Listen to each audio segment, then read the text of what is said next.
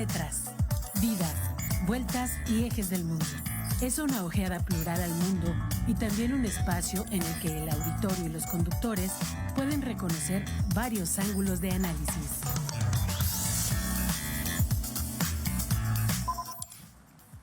¿Qué tal? Muy buenos días. Están en su gustado programa Tetras, Vidas, Vueltas y Ejes del Mundo. Comuníquense con nosotros a Radio Universidad, conocen nuestros datos, conocen toda la información que aparece en la pantalla. Hoy vamos a tratar un tema, estoy en espera de Gonzalo Guajardo, él es el que propuso trabajar un tema filosófico, un tema que tiene que ver también con la cuestión del mundo. Vamos a hablar de la individualidad, de cómo está estructurado en estos momentos la sociedad civil, cómo se relaciona el mundo con las instituciones, con la naturaleza, cómo se relaciona el mundo ahora en sociedad. Y Gonzalo le llama a esto el nuevo hombre. Y yo no sé si sea realmente el nuevo hombre.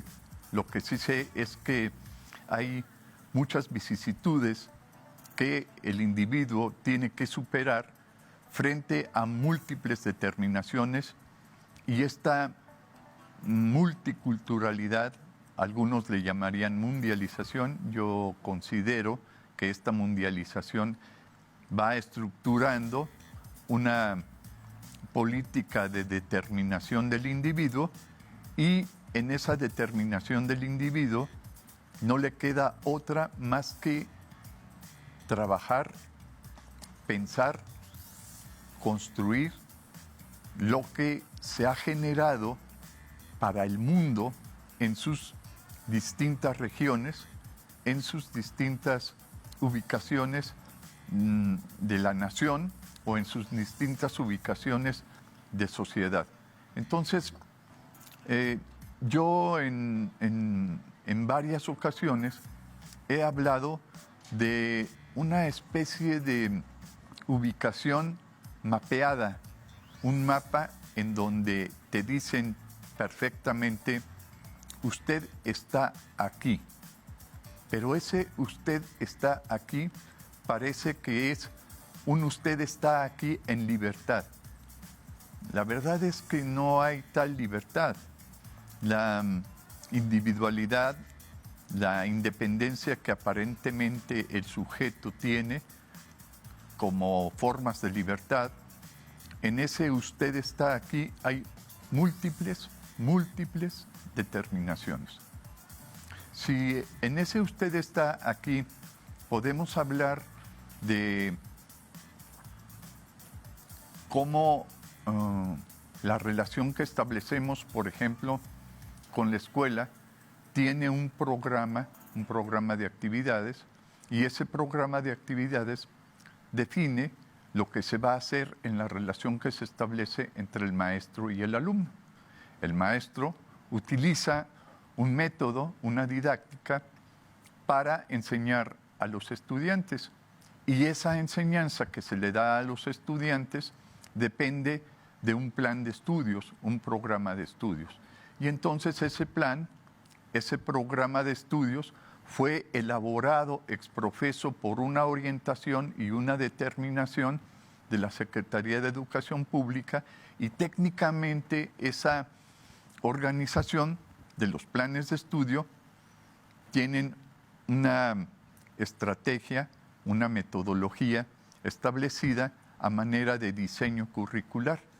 Y ese diseño curricular que se tiene, elaborado por especialistas relacionados con la Secretaría de Educación Pública como la institución que rige y establece los lineamientos a seguir, como un proyecto educativo de Estados, va impactando paulatinamente, va impactando la relación que se establece en la escuela, la relación que se establece en la escuela y la relación maestro-alumno. Entonces, estas cuestiones de las que estoy hablando, ya están estableciendo no solamente lineamientos, no solamente una orientación académica, pedagógica, didáctica, sino también están estableciendo una relación que podríamos decir nosotros determinada. Hay una determinación de las actividades, de las acciones que tiene que establecer la relación entre el maestro y el alumno, la relación de organización escolar. Entonces, las cuestiones parecerían que se dan en completa libertad. La verdad es que no es así. No hay una completa libertad. Lo que existe es una determinación de relaciones generadas y establecidas organizacionalmente. Hasta ahí nosotros podríamos decir que las cosas van bien.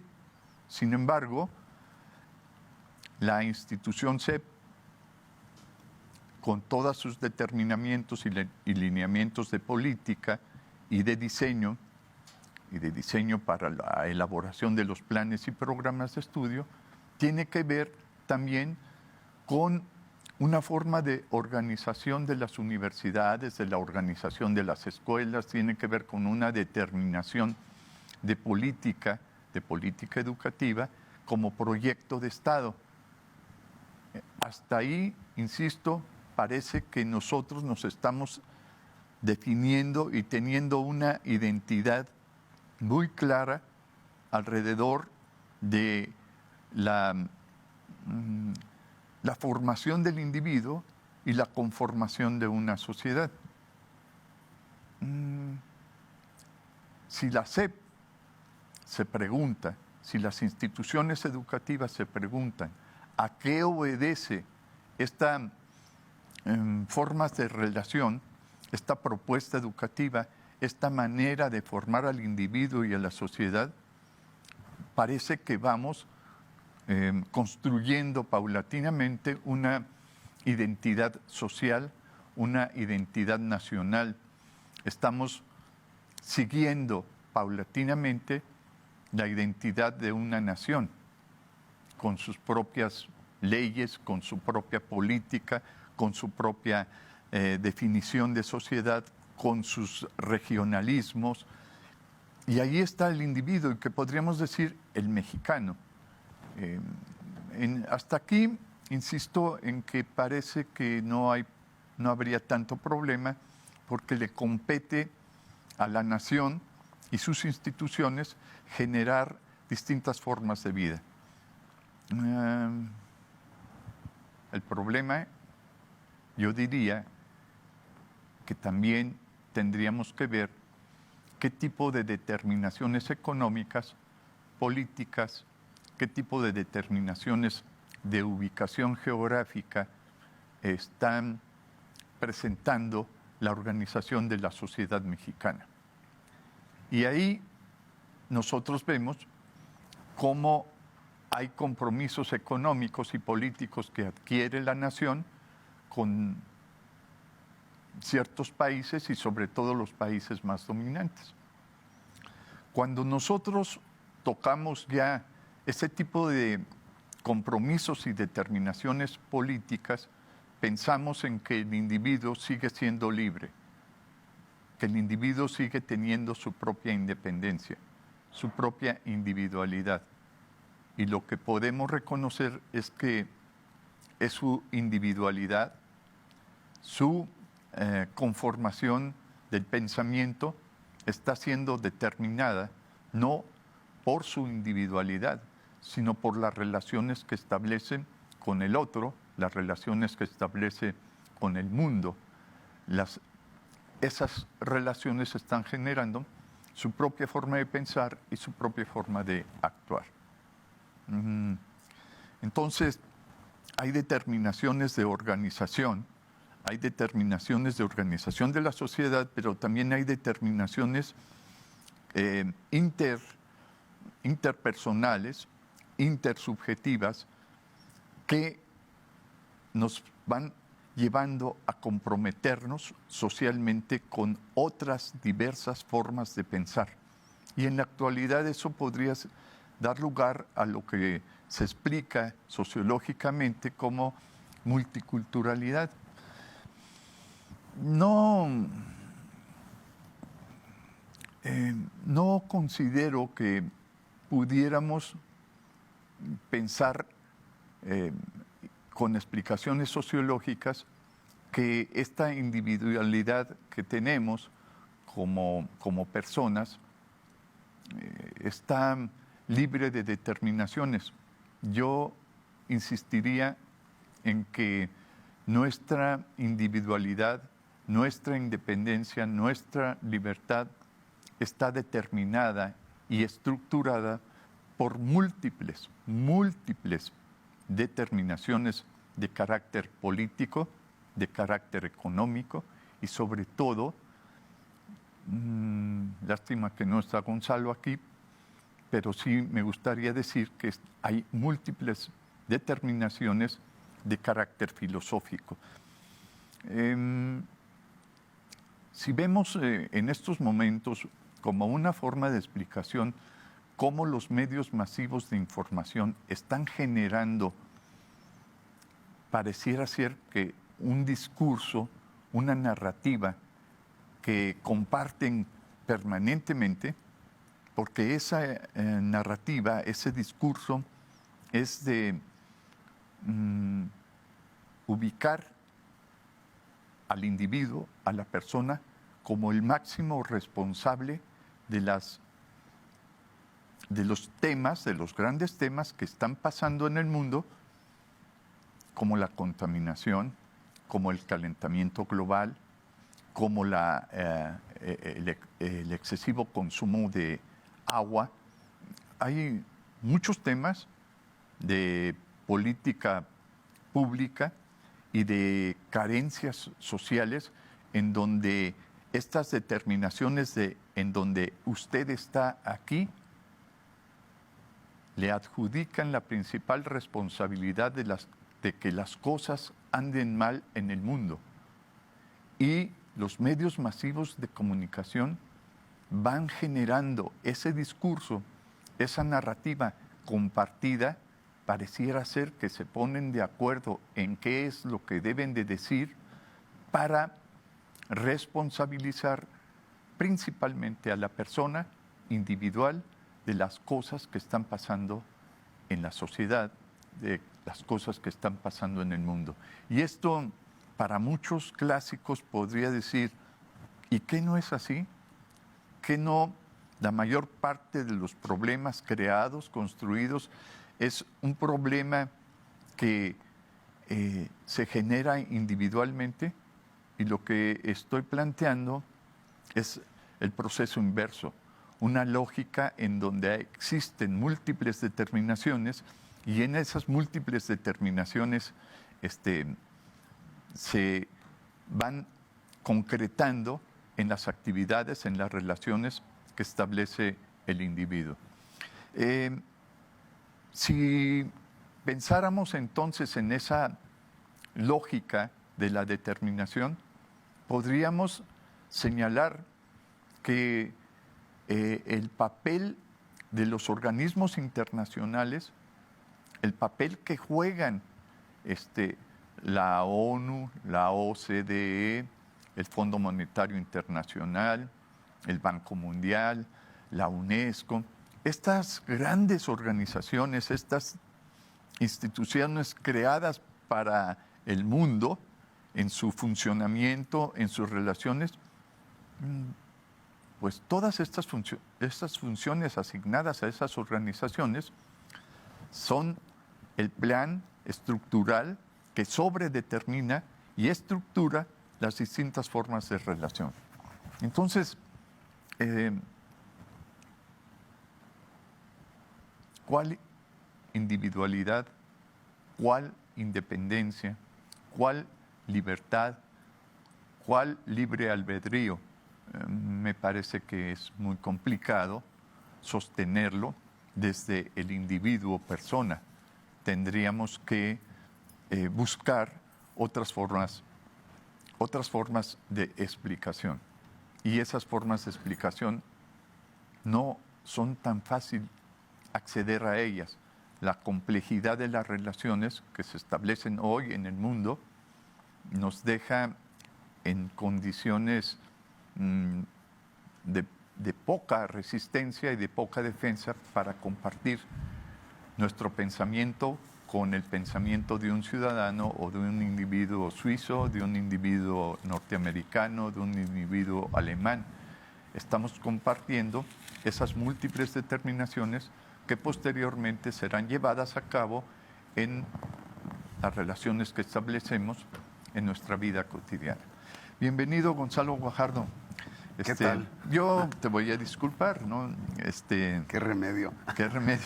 No, digo, te voy a disculpar en el sentido de que a mí me costó nuevamente 1 hora llegar aquí, sí, pero más o menos. Pero estoy prevenido para eso. Sí, yo no estaba tan prevenido.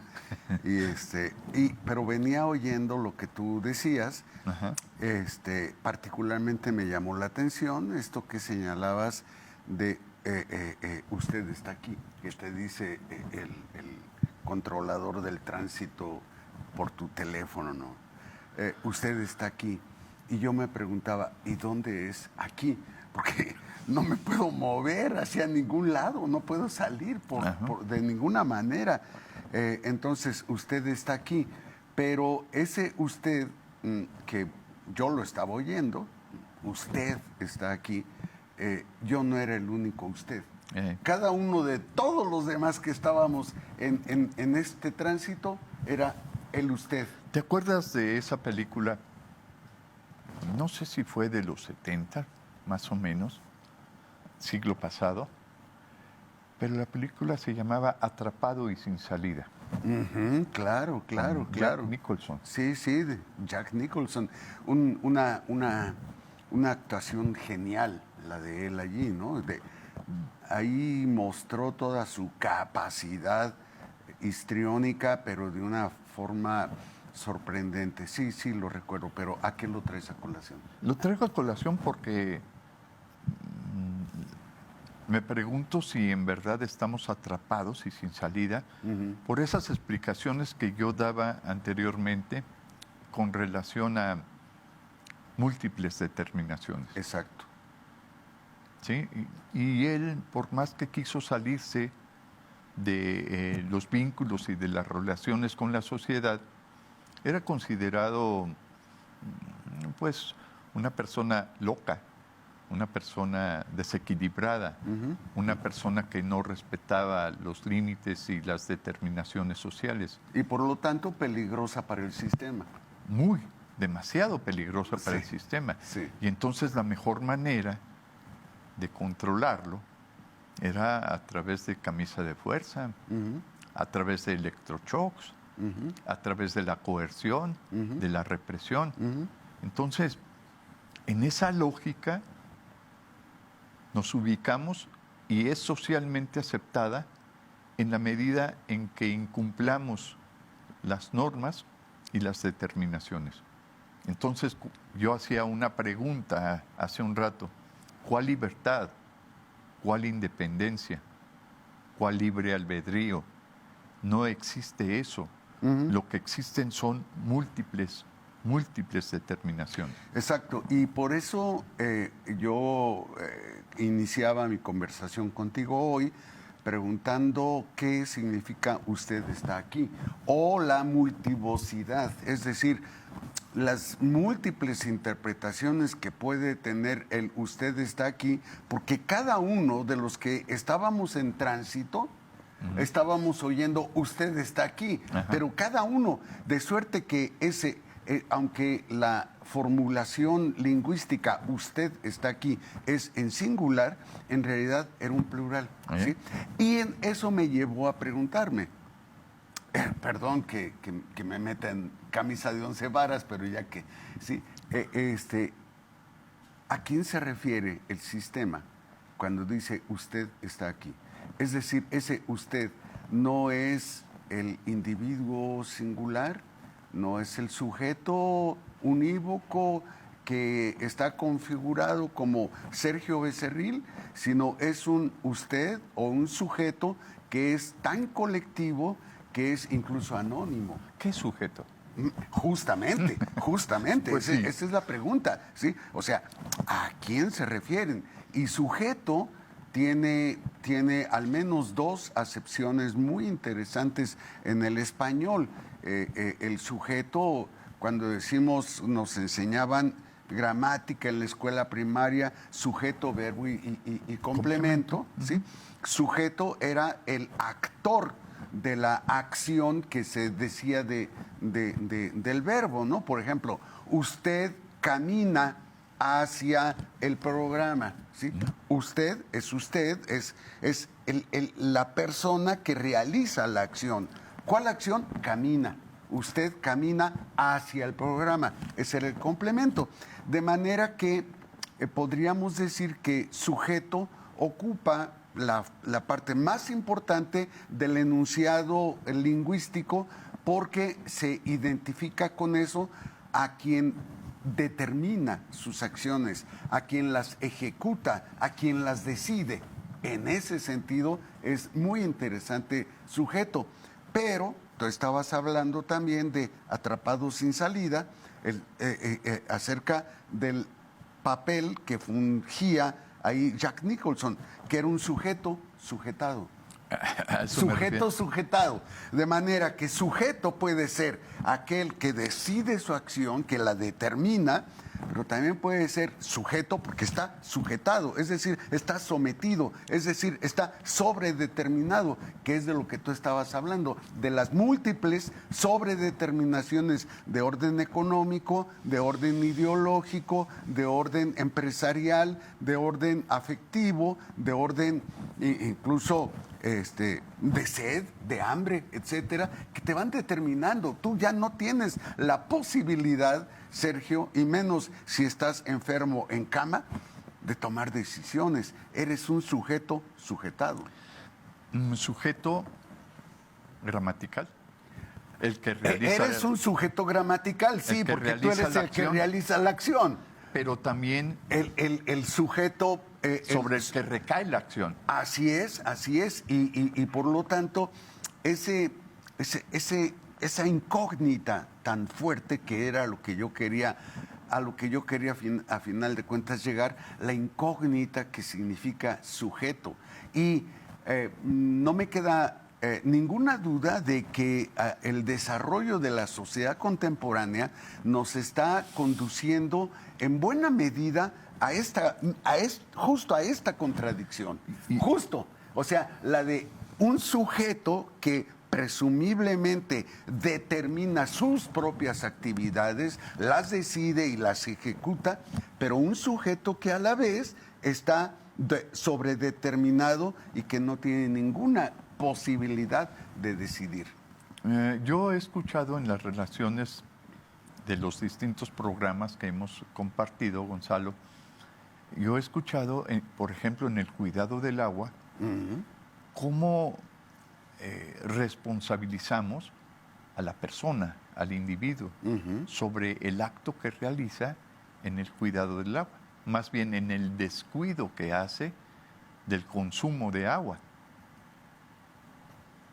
Los medios de comunicación, los medios de información, las distintas instituciones como aparato de Estado, van creando un discurso, una narrativa en donde el problema descansa en la persona, en el individuo. En el individuo. Yo no quisiera decir en la persona y después digo por qué, pero por de pronto me gusta más para esta conversación que tenemos usar el sustantivo individuo. Bueno, ¿por qué?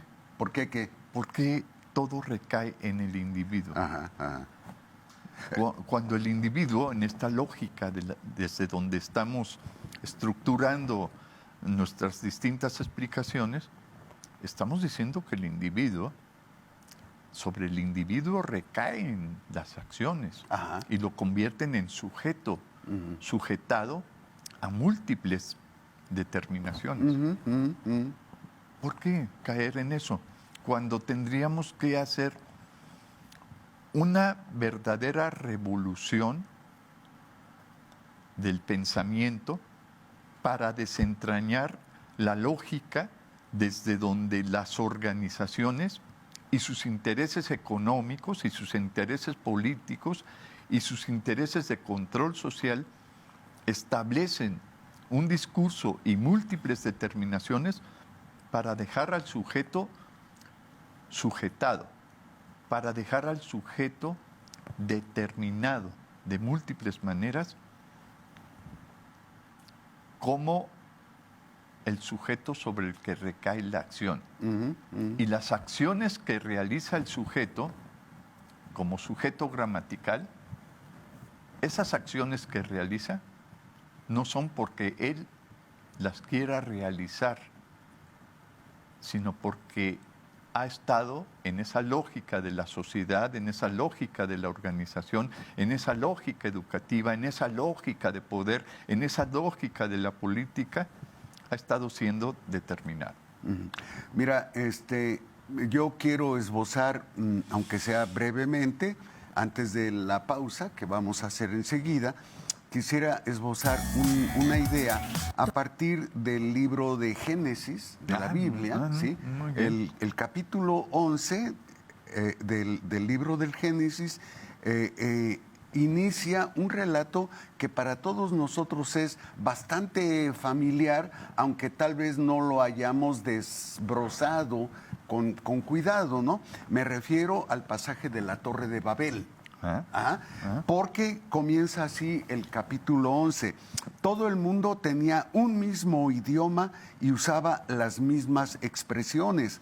Al emigrar los hombres desde Oriente, encontraron una llanura en la región de Sinear y se establecieron allí. Entonces se dijeron unos a otros, vamos a hacer ladrillos y coserlos al fuego. El ladrillo reemplazó la piedra y el alquitrán les sirvió de mezcla. Después dijeron, construyamos una ciudad con una torre que llegue hasta el cielo. Así nos haremos famosos y no nos dispersaremos por todo el mundo. Yahvé bajó para ver la ciudad y la torre que los hombres estaban levantando. Y dijo Yahvé, veo que todos forman un solo pueblo y tienen una misma lengua. Si esto va adelante, nada les impedirá desde ahora que consigan todo lo que se propongan. Pues bien, bajemos y confundamos ahí mismo su lengua, de modo que no se entiendan los unos a los otros. Así Yahvé los dispersó sobre la superficie de la tierra y dejaron de construir la ciudad. Por eso se llamó Babel, porque allí Yahvé confundió el lenguaje de todos los habitantes de la tierra.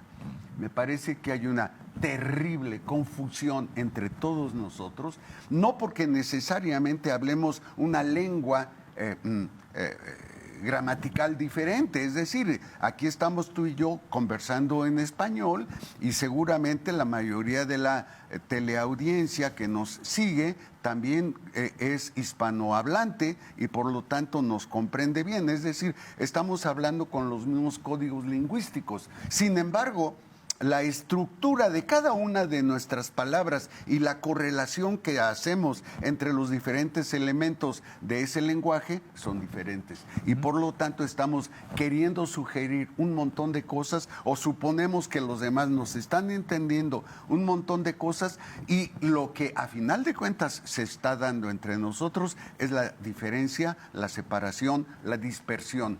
Y esto nos dificulta enormemente el entendimiento mutuo. Y a lo mejor Yahvé, el Dios de los hebreos, tenía mucha razón. Voy a hacer que hable cada uno una lengua diferente para que se confundan y se dispersen. ¿Tú crees que eso basta? No, no basta eso, pero por eso es una forma de entrar por un momento al tema. Pero vamos a cortarle porque ya nos están haciendo señas y regresamos después de estos mensajes. Sí, muy bien.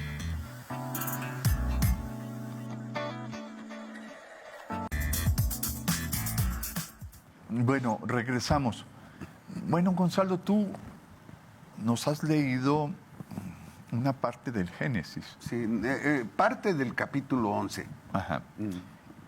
Y en esa parte de ese capítulo del Génesis le das mucha importancia a la Torre de Babel. Es el tema de ese apartado, la Sí. Torre de Babel, pero yo creo que la importancia no está en la torre, sino en sus consecuencias y en sus sobredeterminaciones, que es de lo que tú estabas hablando. Y entonces dime si el lenguaje sería un obstáculo para el entendimiento humano.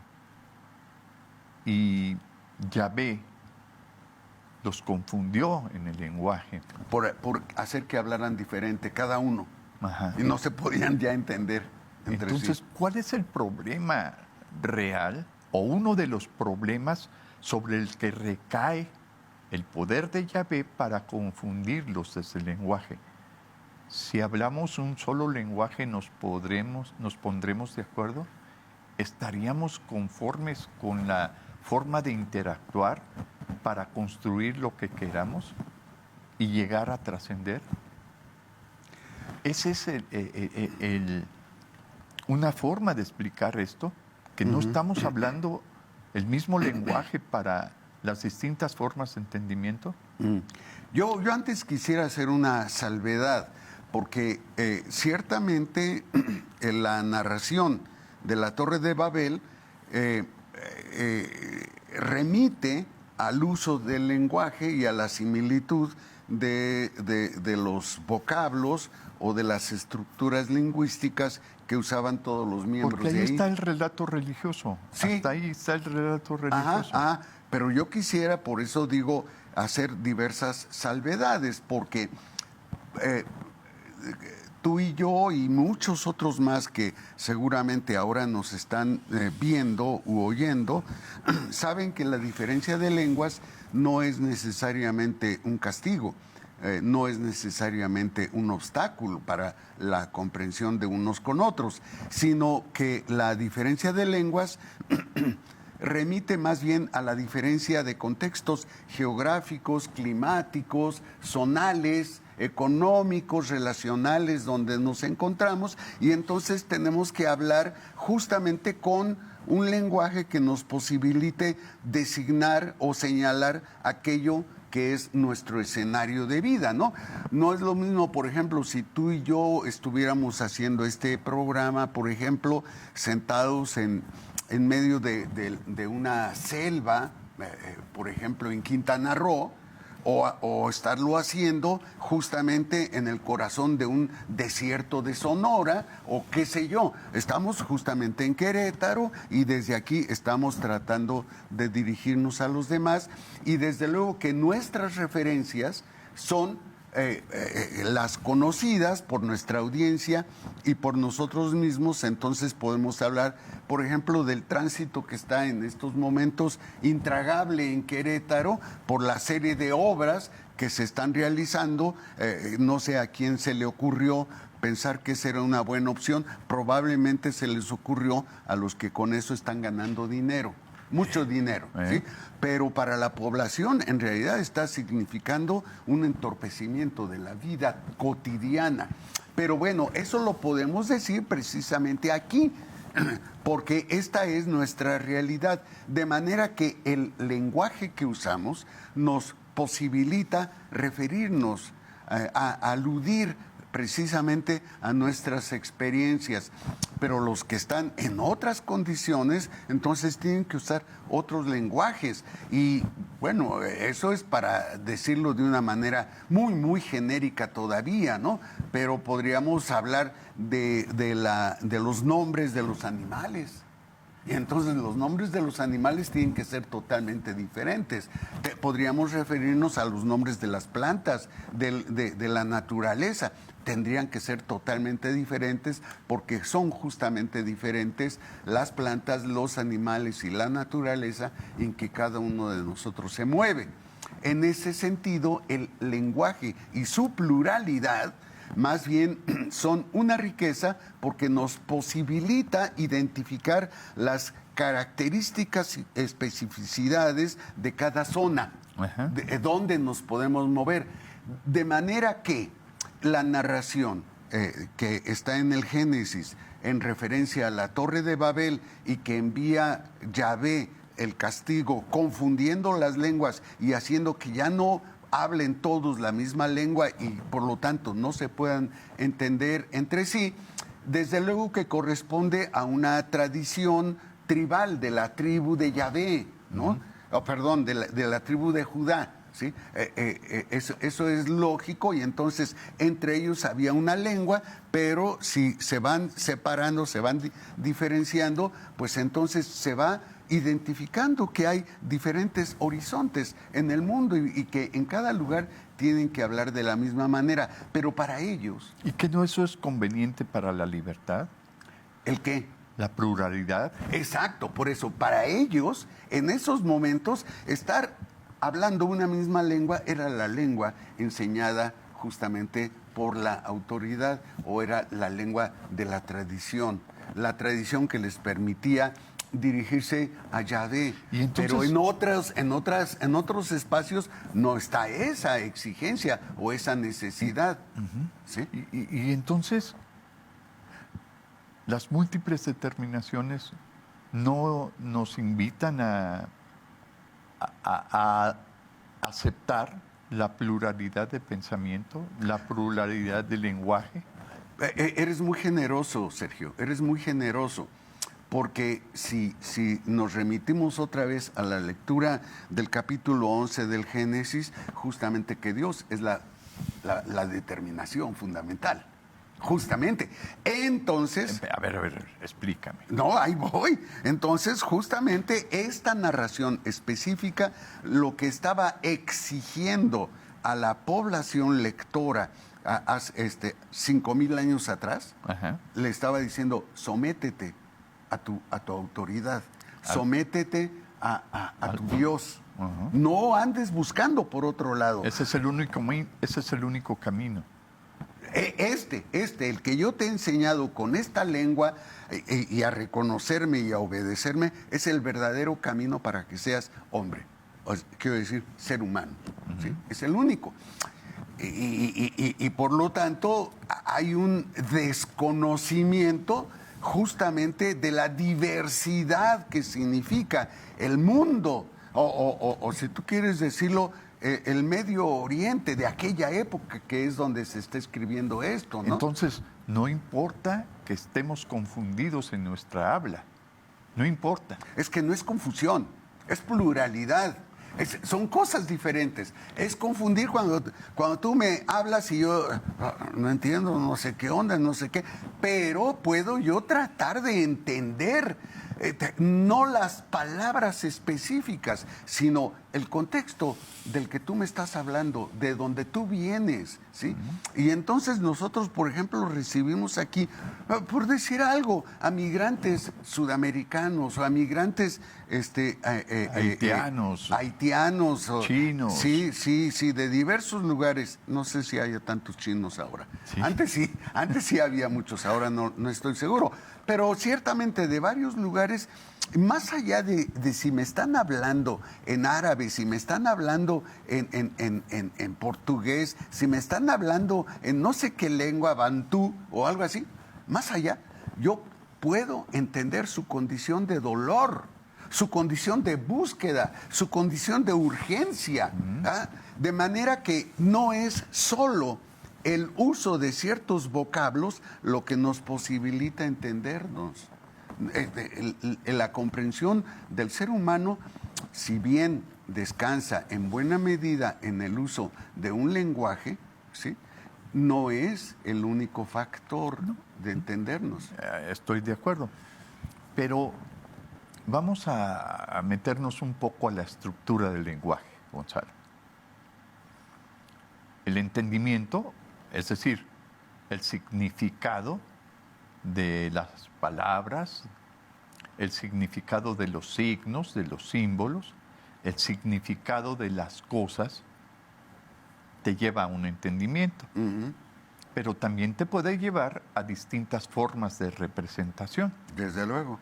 Entonces, ahí, con eso, no solamente con nuestras diferencias de constitución biológica, física, orgánica, sino también con la manera en la que vamos representando e incorporando socialmente las cosas, los actos, las distintas formas en las que construimos relaciones interpersonales, relaciones sociales, formas de producción. Y entonces la pluralidad está en lo que culturalmente creamos para representar y para significar los distintos tipos de relación que establecemos. Ahí está la pluralidad. Espérame, tampoco estoy muy convencido. Te he seguido en tu explicación, pero me parece que hay otros elementos y justamente hace muchos años, cuando recién nos conocimos, Sergio, hablábamos mucho de esto y había, recuerdo muy bien, una pregunta crucial que nos hacíamos tú y yo. ¿Nosotros hablamos el idioma, el lenguaje, o el lenguaje nos habla? Esto es, en realidad, ya que hace rato tú insististe en identificar al sujeto, Sí. ¿quién es el sujeto? ¿Estos individuos que están usando el español y que están diciendo tales y cuales palabras y haciendo tales inflexiones, etcétera? ¿O hay una estructura lingüística que yo no decidí, que cuando yo nací ya existía, ya tenía incluso siglos de existencia? Yo no generé esos vocablos, yo no generé esas estructuras, sino yo crecí ahí en medio de ellas y entonces las fui aprendiendo. Pero no solo aprendiendo a pronunciarlas, no solo, sino aprendí a apreciar la existencia, a apreciar la vida, a fuerza de esos vocablos, ¿sí? Sí, no sí. es lo mismo que me dijeran el mortero que el metate. Sí, sí, sí. Sí, entonces yo crecí con el metate, no crecí con el mortero, ¿sí? Yo crecí con el agua, no con el vino. Yo crecí con etcétera, etcétera. Antes de nacer, ya decidieron por ti. Ya decidieron por mí, ya me dijeron, el vino es mejor. Sí. O el pulque, o no sé, da lo mismo. Aquí lo que importa es señalar cómo la estructura lingüística o el complejo lingüístico va determinando las formas de comprensión que tiene cada uno de los individuos, y no al revés, no que los individuos están formando el lenguaje, porque no lo estamos inventando a cada momento. Pero yo insistiría en que no te quedes con el lenguaje. No me quedo con el lenguaje. Estoy queriendo preguntarme quién es el sujeto. Eso es lo que estoy queriendo preguntarme. Usted está aquí. Usted está aquí. ¿Ese usted soy yo? ¿O somos todos los tarugos que andamos aquí? ¿Quién es usted? Y además, ¿quién lo dice? ¿Desde dónde lo dice? ¿Desde una postura de autoridad? ¿Desde una postura de mando? ¿Desde una postura de superioridad? Es ¿O ahí qué? donde está la representación. No es lo que es Dios, sino lo que representa a Dios para el mundo. La autoridad que tiene para aceptar su palabra. Entonces, desde esa determinación, creamos nuestras propias formas de representación, pero esas formas de representación nos llevan a aceptar que nuestra libertad no depende de uno, sino De uno quiere decir de sí mismo. de sí mismo, Sí. sino depende de múltiples determinaciones y de múltiples formas de representación. Y entonces cuando una autoridad municipal o estatal te dice, estás en la mejor de las ciudades posible, Hijo. tú te lo tragas. Sí. O sea, Lo repites. Es la verdad. Pero fíjate, Es no la solo lo verdad dijo la bíblica. autoridad, sino hay una reverberancia en los medios de Sí, información. aunque te cueste Hay una hora y media o 2 horas llegar a tu destino aquí a la vuelta. Así es. Pero ya la autoridad, es decir, el sucedáneo de la divinidad ya te dijo cómo debes pensar, de manera que lo que nosotros estamos pensando y que creemos que somos el sujeto que piensa en eso, porque decide pensarlo y decide pensarlo de esta manera, en realidad está siendo condicionado, como tú estabas diciendo al inicio del programa, está siendo condicionado por otros. Y mientras... Aunque no hable propiamente de condicionamiento, pero no, sí pero de determinación. determinaciones. Sí. Tú hablaste de determinaciones. Sí, sí, sí. Yo sé que no hablaste de condicionamiento por tu línea psicológica, ¿no? Sí, sí, por sí. tu Sí, sí. escuela. Sí, sí. Pero son las determinaciones. La otra película que quiero compartir contigo, aparte de Atrapado y Sin Salida. Sin el I, atrapado sin salida. Sin salida. Sí. Atrapado sin salida. Sí. Cuando el destino nos alcanza. Oh, ¡qué barbaridad!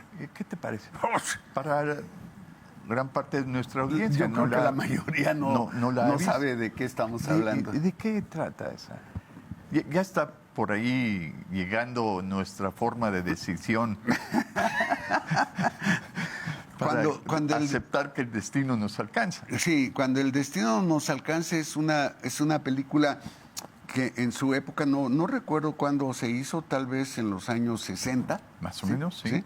Sí. Era extraordinariamente futurista. Ajá. ¿Sí?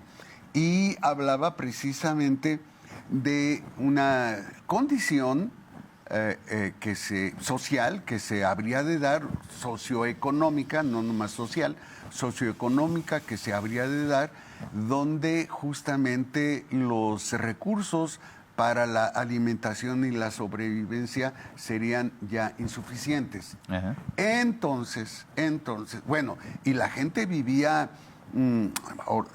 su cada día lo vivía muy apachurrada, ¿no? Porque decía, ¿y mañana qué como? ¿O mañana qué les doy a mis hijos? ¿O mañana cómo voy a sobrevivir? Etcétera, etcétera. Entonces vivía muy apachurrada y en ese sentido podríamos decir que vivía infeliz.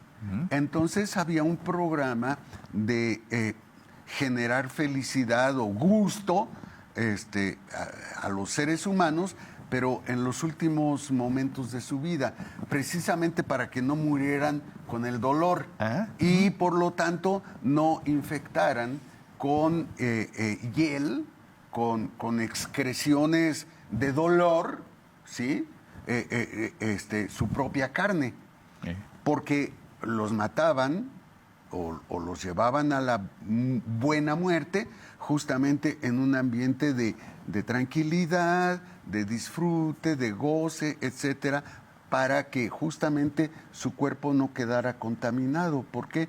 Porque después el cadáver lo molían y con eso hacían galletas. Y era con lo que se daba de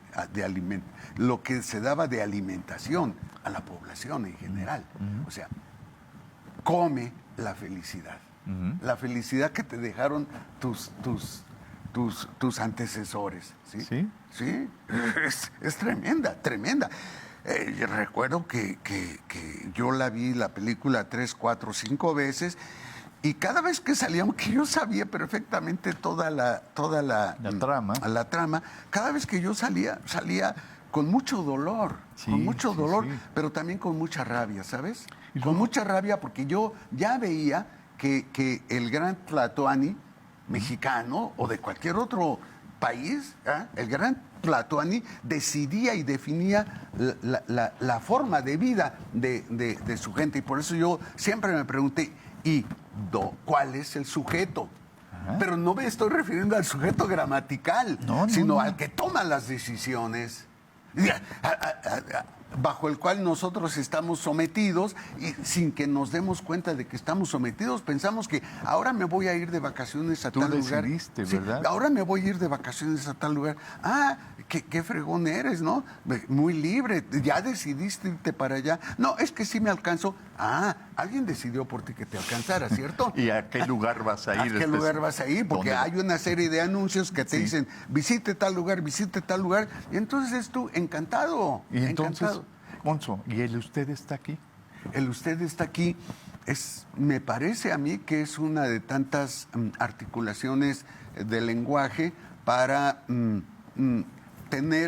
poner una cortina de humo y que no te des cuenta. Tú eliges, tú decides. ¿Que no decides tú? Eres el responsable de Que no soy responsable. Lo que no significa que no tenga que dar cuenta de mi vida. Esto me lleva a otra película infantil. Y la película infantil es de juguetes infantiles y la relación con un niño. Toy Story. No la vi, pero No. bueno, a ver tú... No, es que yo dinos. lo que quiero decirte es que Toy Story, es decir, historia de juguetes, Ajá. el niño juega de distintas maneras con los juguetes. Ujú. Pero ahora tendríamos que pensar on Toy, Ujú. on Toy Story, Ujú. la historia de dónde estoy, on Toy, así en mexicanote. Pero ya te dije, usted está aquí. Ajá. No hay más, usted está aquí. Entonces, no te preguntes dónde estás, Estamos sino aquí. ahora qué vas a hacer con este Sí. lugar, con este espacio en el que estás, ¿no? Sí. ¿Qué vamos a hacer con el siguiente programa?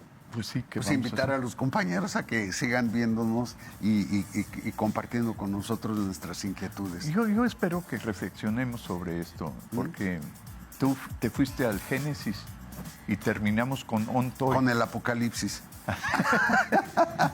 Nos Muy seguimos bien. viendo. Hasta la próxima. Adiós. Saludos a todos.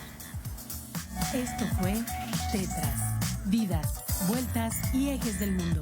Programa que se asoma a la vida humana en sus diferentes expresiones, queretana, nacional o mundial. Una producción de TVUAC y XHUAQ Radio Universidad. Gracias por acompañarnos.